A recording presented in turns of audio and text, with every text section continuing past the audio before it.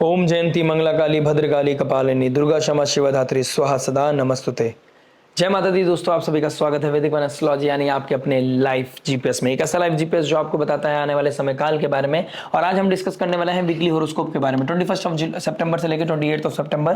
Capricorn लगन and moon sign, मकर लगन मकर चंद्र राशि अगर आपके तो आपके लिए बहुत इंपॉर्टेंट वीडियो है, क्योंकि जो आपके लग्नेश हैं वो अपना नक्षत्र परिवर्तन कर देंगे नेक्स्ट वीक में। यानी कि उनका नेक्स्ट वीक में गुरुदेव बृहस्पति के नक्षत्र में जाना और गुरुदेव बृहस्पति का 6th हाउस में बैठना और उच्च राशि की तरफ जाना, कहीं ना कहीं एक नया कोलैबोरेशन, एक नई मीटिंग, एक नया ट्रांसफॉर्मेशन दिखाई दे रहा है। लेकिन इस ट्रांसफॉर्मेशन से पहले कुछ डर लग सकता है, कुछ हेल्थ इश्यूज आ सकते हैं, इम्यूनिटी ब्रेक हो सकती है, कहीं ना कहीं किसी तरह का कोई कंजर्वेटिव माइंडसेट हो सकता है आपका। लेकिन जो आपका इस समय मन लगेगा, मन लगाना चाहते हो, इस माइंडसेट से दूर जाना चाहते हो, तो आपके अपने काम पे फोकस करना चाहिए, अपनी साधना पे फोकस करना चाहिए।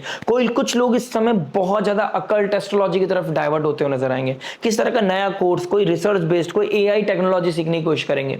तो आप लोगों के लिए बहुत अच्छा समय दिखाई दे रहा है ओवरऑल मैं बोलूंगा। लेकिन आपको कहां कंट्रोल करना है, स्पीच को कितना कंट्रोल करना है।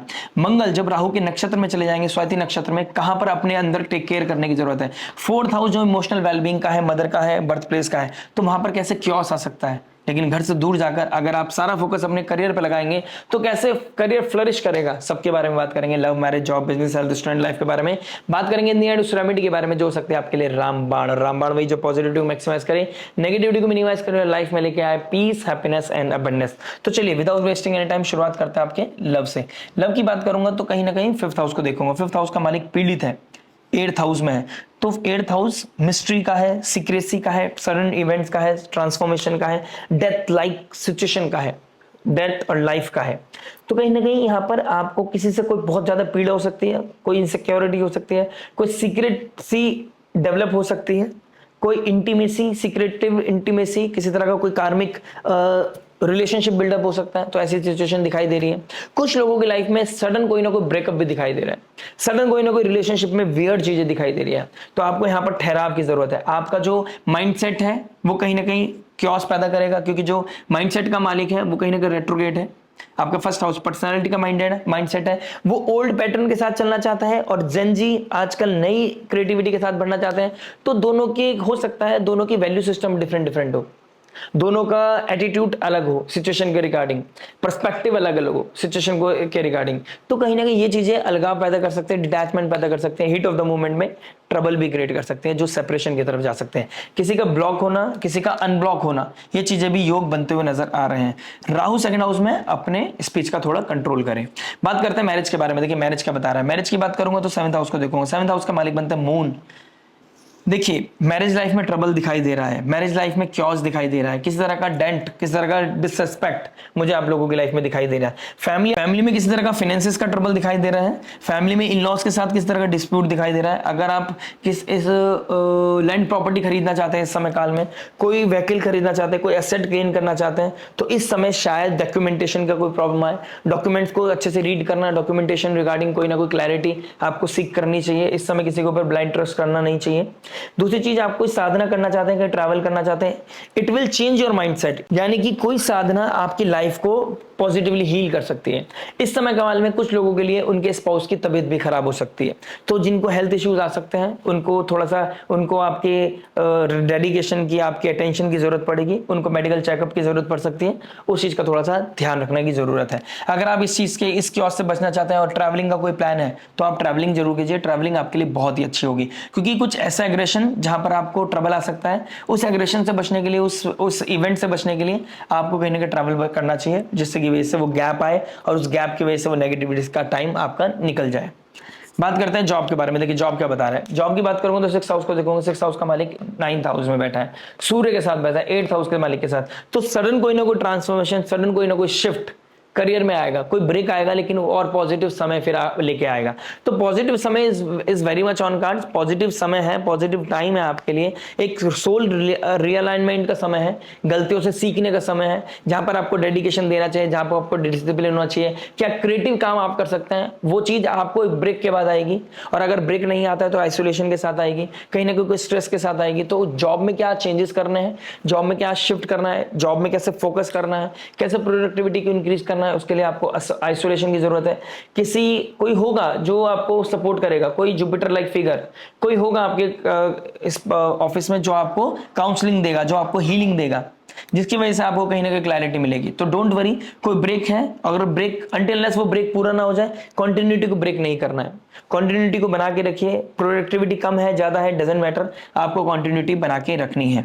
राहु मंगल के ट्राइन में है तो कहीं ना कहीं मैन्युफैक्चरिंग फील्ड वालों के लिए बहुत अच्छा समय है, एथलीट के लिए बहुत अच्छा समय है, जो स्पोर्ट्स एक्टिविटी है, पुलिस में है, लॉयर्स हैं, डॉक्टर्स हैं, उन लोगों के लिए बहुत ही अच्छा समय मुझे दिखाई दे रहा है।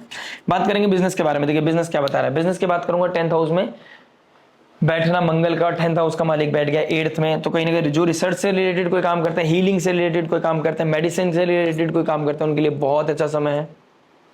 अदरवाइज कहीं ना कोई ब्रेक लगना, जो बिजनेस में कोई ना कोई ट्रांसफॉर्मेशन आना, और उसके बाद कोई ना कोई पॉजिटिविटी आना, करियर में transformation, positive transformation, but after the break. हो सकता है ब्रेक ऑलरेडी लग गया हो, अब आप किसी तरह का नया इनिशिएशन स्टार्ट कर रहे हैं, तो नया ऑफिस, नया कहीं ना कहीं टीम, नया प्रोडक्टिविटी, कहीं ना कहीं ये चीज आप लोगों की लाइफ में दिखाई दे रही है। कहीं ना कहीं कोई नया इनिशिएशन आप कर सकते हैं, तो ये चीज आपको पॉजिटिविटी देगा, और ये पॉजिटिविटी आपको अंदर ही अंदर एक अच्छा कॉन्फिडेंस देता हुआ नजर आएगा।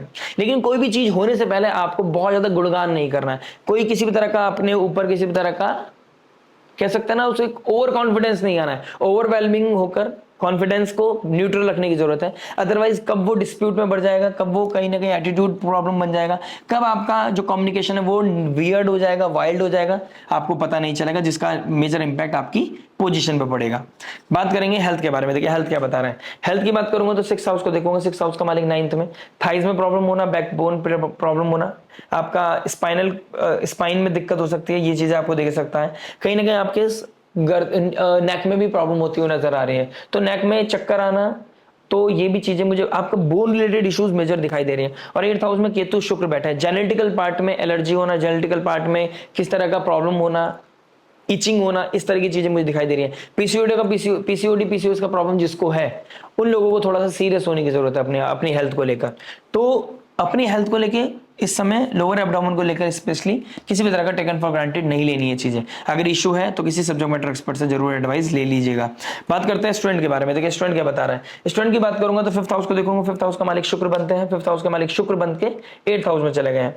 तो रिसर्च बेस्ड, एआई बेस्ड, किसी तरह का क्वांटम फिजिक्स रिसर्च साइंटिस्ट, किस तरह का ऐसा काम जो सिक्रेटिव होता है, वो आपके लिए बहुत ही अच्छा है। टेक्नोलॉजी बेस्ड एआई का कोई ना कोई कोर्स आप ज्वाइन कर सकते हैं, आपके फ्यूचर के लिए बहुत अच्छा रहने वाला है। लेकिन जो लोग सिक्रेटिव रिलेशनशिप, अनकन्वेंशनल रिलेशनशिप की तरफ बढ़ रहे हैं, कोई सिक्रेटिव एडिक्शन की तरफ बढ़ रहे हैं, उनके लिए कहीं ना कहीं ट्रबल है। ये समय योग ये भी बता रहा है कि आप कोई एडिक्शन ब्रेक करना चाहते हैं, क्विट करना चाहते हैं, this is the moment. Smoke हो, एडिक्शन हो, अल्कोहल हो, किसी तरह का ड्रग हो, उससे आप बाहर निकल सकते हैं। बात करते हैं रेमेडी के बारे में। देखिए फाइनल रेमेडी क्या हो सकती है, सैटर्न रेट्रोग्रेड होकर बैठे हैं आपके 3rd हाउस में, जुपिटर बैठे हैं आपके 6th हाउस में।